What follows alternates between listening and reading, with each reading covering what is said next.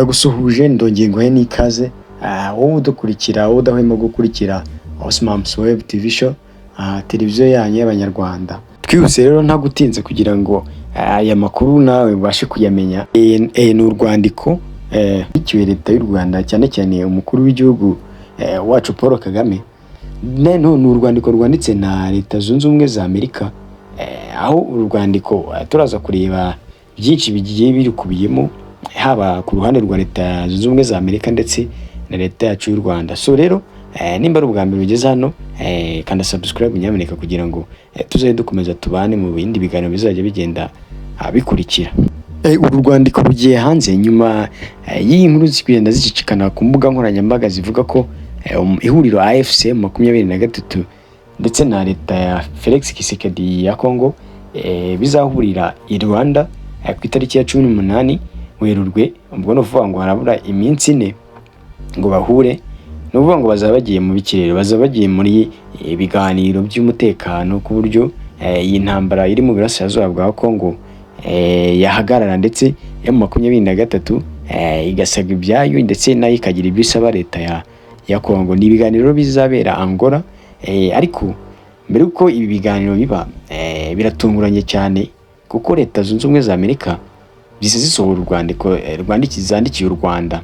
Wenda mbere uko twinjira muri uru rwandiko, nanone ndakugeza amakuru avuga yuko izi ngabo za SADC nazo ubu ngubu birimo bivuga ko kubera inama yateranye ejo yabereye kuri internet, biravuga ko izi ngabo za SADC nazo ubu ngubu ziri kwitegura mu gutegura uburyo ziva muri DRC Congo, ndetse abenshi barimo baribaza ngo ese Burundi bwo murava muri Congo ryari, kuko inama yemeje ko nta mpamvu izi ngabo zikomeza gupfira muri DRC, ahubwo Perezida Felix Tshisekedi wibwe ngo iki kibazo kiri mu gihugu cye ngubundi ngo cyagakwiye kuba cyaranakemutse, ngo iyo bitaza kuba Perezida Felix Tshisekedi ngo wagiye atinze ibintu yicisha ku ruhande.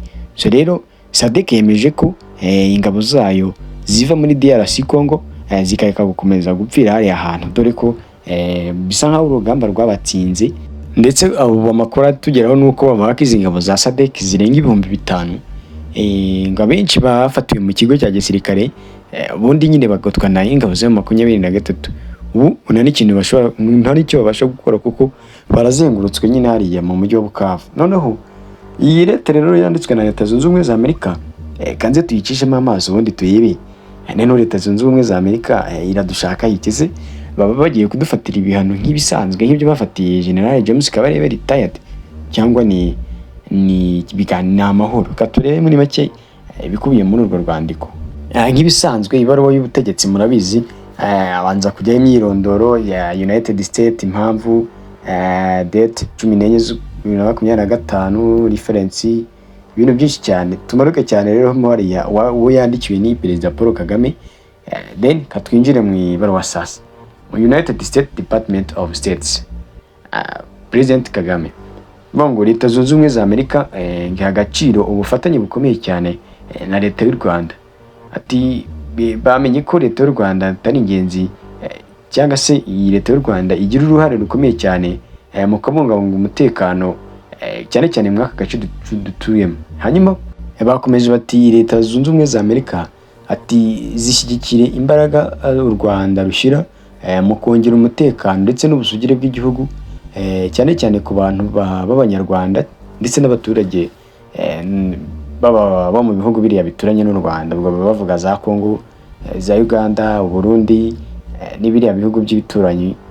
Leta Zunze Ubumwe yavuze ko Leta Zunze Ubumwe za Amerika yavuze ko nyine imbaraga ndetse n'umuhate u Rwanda ruba rufite mu kubungabunga umutekano warwo n'ibi bihugu by'ibituranyi, ngo Leta Zunze Ubumwe za Amerika nazo ziteguye gufasha ndetse gusapotinga uyu muhate nyine.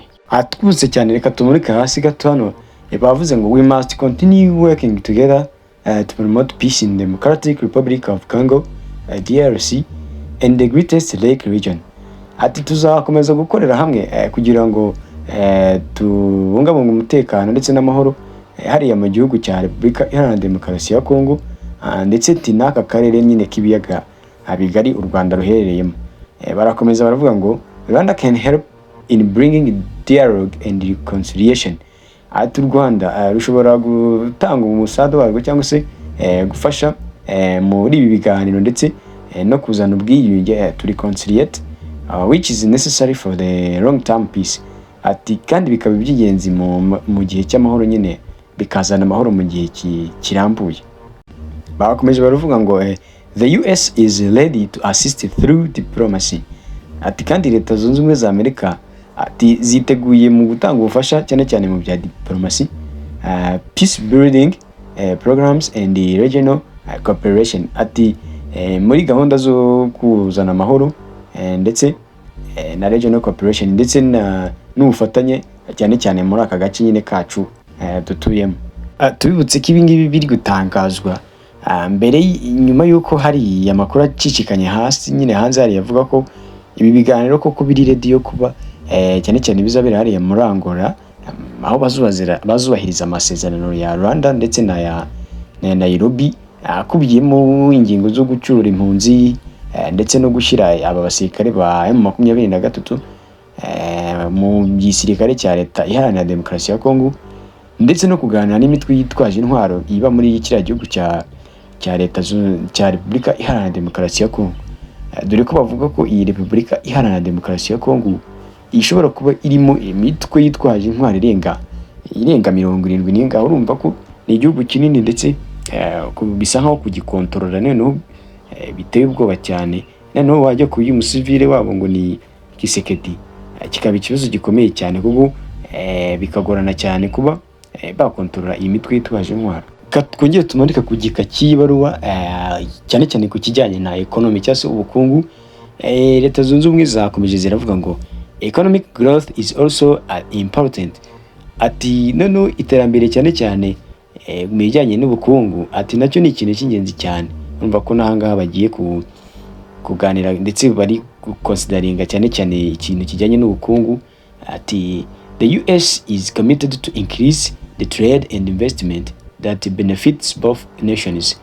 Ati Leta Zunze Ubumwe za Amerika ati yiyemeje kongera cyane cyane ibintu bijyanye n'ubucuruzi ndetse n'ishoramari kugira ngo ibi bihugu byombi bibigiriremo inyungu. Urumva haba u Rwanda haba Leta Zunze Ubumwe za Amerika nuvuga ngo iyi bisa nkaho bamwe batangiye kuvuga ngo ese iki gihugu kigiye kutumenamo amadolari.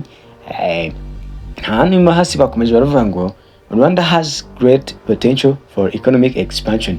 Ati u Rwanda rwagiye rugaragaza ingufu nyinshi cyane cyane cyane mu bintu bijyanye no kwiyongera k'ubukungu bw'iki gihugu cy'u Rwanda. And the US is ready to support in areas like technology, infrastructure and sustainable development. Bati kandi Leta Zunze Ubumwe za Amerika yiteguye gutanga ubufasha bwayo cyane cyane mu rwego rwa technology, ibijyanye n'ibikorwa remezo ndetse n'iterambere rirambye, sustainable development. Urumva ni ibintu bizafata igihe kinini cyane kuko barumva nimba babijyanye mu bintu bya technology, ibikorwa remezo haba harimo ibintu byo kubaka imihanda, amavuriro, amashuri. Urumva ni ibintu biba bigiye gufata igihe kinini cyane kuko ntabwo ari ibintu byahita bikorwa ako kanya. Urumva bizagira intangiriro na end. Ndakeka ko ubwo wenda ushobora no gusanga barabitangiye. Katumanuke gato cyane hano kugira ngo ducuguze uburyo umwete. Bavuze ngo security cooperation remains a priority. Ati noneho ubufatanye mu kintu kijyanye n'umutekano ngo nabyo ngo bigiye kuba priority. Ngo ni nk'amahitamo yabo cyangwa se ikintu cy'ibanze bagiye gushyira imbere.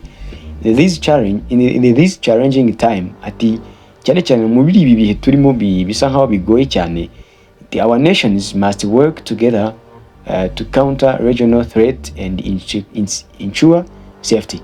Ati muri ibi bihe bisa nkaho bigoranye cyane, ati ibihugu byacu byombi bigomba gukorera hamwe kugira ngo barwanye cyangwa se birinde izi threat, ibiterabwoba and ensure safety, kugira ngo making sure ko hari umutekano cyane cyane hagati y'ibi bihugu byombi, yaba Leta Zunze Ubumwe za Amerika ndetse n'igihugu cy'u Rwanda. Barakomeza baravuga ngo through intelligence sharing and joining security efforts. Ati bijyanye no mu bumenyi no gusangiza ubumenyi ndetse joining security effort no guhuza imbaraga cyane cyane z'umutekano. Ati we can build a safe future. Ati twakubaka hazaza ndetse n'ahatekanye hafite umutekano. Bakomeje hasi baravuga ngo together we can show the region how nations can work as partner to build peace. Ati twese hamwe dushobora kwereka uduce dutuyemo uburyo ibihugu bikorana kugira ngo ndetse bifatanye kugira ngo byubake amahoro cyangwa se umutekano ukomeye, grow economics and create a better future for all. Ati haba mu kwiyongera k'ubukungu ndetse bakubaka ahazaza heza ku mpande zombi. By working together, bagakoranira hamwe, Rwanda and the United States can achieve a great progress. Ati u Rwanda ndetse na Leta Zunze Ubumwe za Amerika ati bashobora kugera ku ntera ndende bafatanyije nyine muri ubu bufasha bwabo bagiye gushyira mu bikorwa. Iri tangazo rero rinyibutsa ubwoba bwa Perezida Felix Tshisekedi Antoine Chilombo. Byari byaravuzwe ko uyu mugabo ubundi ngo yaratobwa nuko Leta Zunze Ubumwe za Amerika zahuza amaboko n'iyi leta yacu y'u Rwanda, kuko byaba bimugoye cyane mu gutsinda abarwanyi ba M23. None ni nacyo cyatumye mubona hari inkuru zagiye zishikana ku mbuga nkoranyambaga bivuga ngo Perezida Felix Tshisekedi ngo yemereye ibirombe ngo bya zahabu ngo Leta Zunze Ubumwe za Amerika, hari mu buryo bwo kugira ngo yiyegereze Leta Zunze Ubumwe za Amerika mbere yuko hagira imishyikirano iba hagati ya Leta Zunze Ubumwe za Amerika noneho n'iki gihugu cyacu cy'u Rwanda bikahita bimupfana. Ariko ubu ngubu sinzi noneho uko biri bugende, kuko urabona iyi baruwa isohotse mbere yuko Leta Zunze Ubumwe za Amerika igira ikintu itangaza cyane cyane ku mibanire yayo ndetse n'iyi Repubulika ya Demokarasi ya Kongo. Urabona ko ibyo Tshisekedi yasaga nkaho yirindaga birabaye koko. Leta Zunze Ubumwe za Amerika ishobora kuba igiye kugirana ubufatanye n'iyi leta y'u Rwanda, ari nabyo byari byateye uyu bwoba nyine uyu Perezida Felix Chilombo uhagarariye igihugu cya Repubulika Iharanira Demokarasi ya Kongo.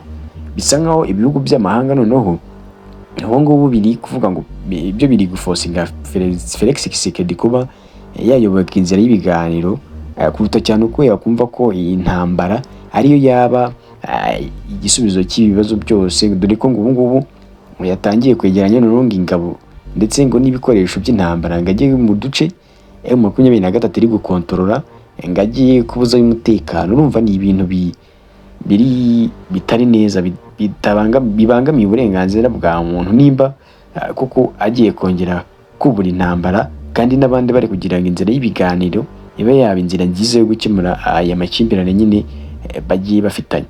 Reka mfate umwanya mushimire we twabanye kuva ku ntangiriro z'iki kiganiro kugeza ku musozo.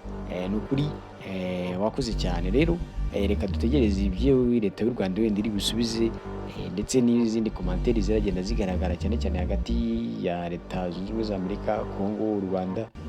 Andi makuru yose arajya asohoka hanze, wowe gusa ufungure telefone yawe ndayakugezaho. Ciao ciao.